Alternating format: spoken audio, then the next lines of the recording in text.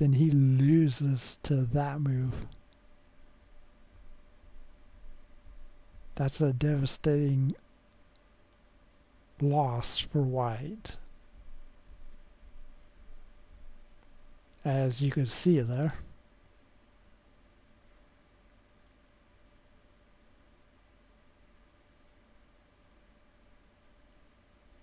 Could just do that. So, okay. Okay, so I think that was it. Just pin the rook. Pin the rook on the H file, so that way the queen could go to H1 if it needs to. And I don't see anything.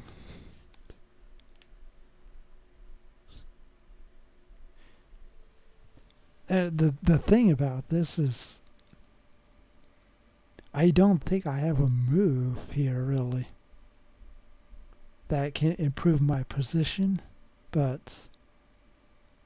I mean, let's say just play that move. I don't see anything I can do to improve this position unless I just want to trade off. And I mean, I can bring in my king, and that might be the way to do it. I mean, just improve my king, because sometimes that's all you can do is just improve your pieces. Or, well, at least the king anyway. I mean, I have my 3 pieces out on the board there, so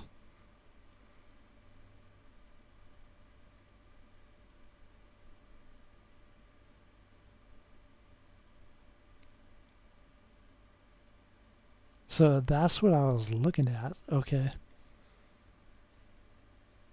And you can see that, like, okay, if the rook like moved here, okay, rook there, and I could win the queen. So yeah, white is kind of pinned here. Let's go back to the game. Since white does not have much to do, he just decides to push the queen side, which is understandable. I take, he takes.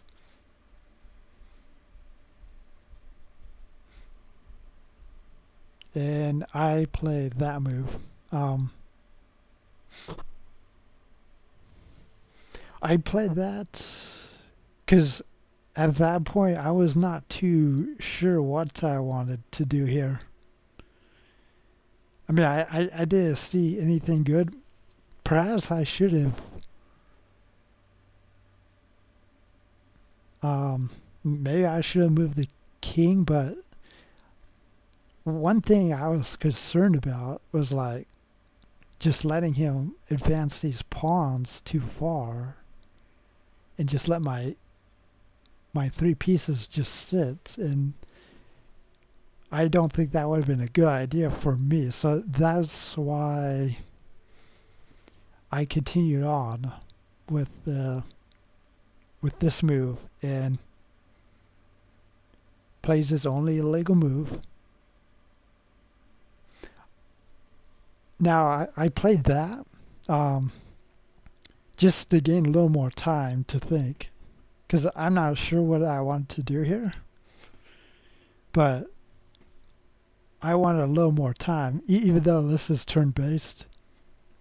I mean, I was kind of playing this like as if I was over the board. We were making moves as if we were sitting across from each other, so I played this, and with the only reason of just like getting a little more time to think about it. And so okay, we repeat, just kept on repeating. Now I know if I was to play queen g3, then he could force a draw by repetition, so I did not want to do that. So I decided to go with queen g4, putting more pressure on the rook. Okay. He decides to go ahead and give up the exchange. I take back. And now he's willing to give up the e-pawn, but I did not want to just trade on e6 or sorry e3. I did not want to trade on e3 and go to a queen endgame, which is not so clear that I could win, because he can force a couple passed pawns on the queen side, and his pawns are further advanced than my pawns on the king side. So it was not so clear. If I have enough to defend on the queen side while advance on the king side. So my initial thought is it probably would have just drawn that way. So I did not want to go into that type of endgame. So I decided not to trade and just go with queen c1 or queen h1 check, forcing that move. And now I missed a move that I should have made. I thought about it, but okay, let me show you on this board here. Let's see, you gotta go back. Gotta go back. Okay.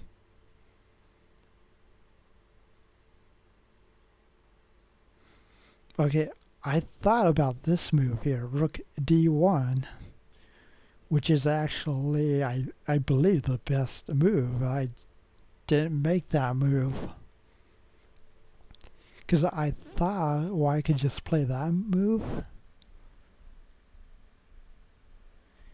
But then I did not look into details, I did not go into much detail here. I just consider, okay, White's gonna escape this and keep his extra pawn here. But I could have played that, and as you can see, the white king has to move. If it goes here, that's checkmate. If it goes here, this is a nice move right here. And I didn't see that move at that time, so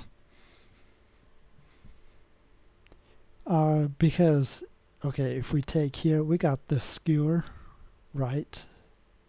We can win the queen, and black is in good shape here. And of course, the only other, well, okay, we could go here, but after that's winning for black. And there's a move here. Yeah, the king is getting trapped here.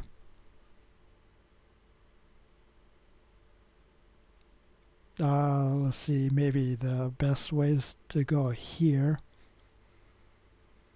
covering this square, so that the king goes here, queen g3,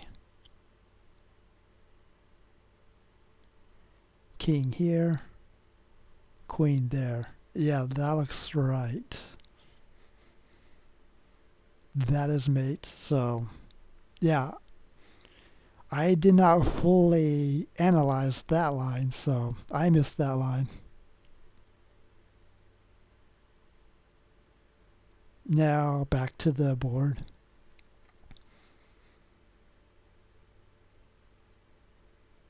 And another thing to point out about rook d1 is that I'm threatening to play.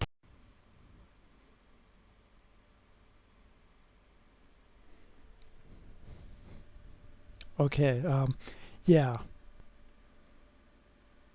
Another thing about rook d1 is that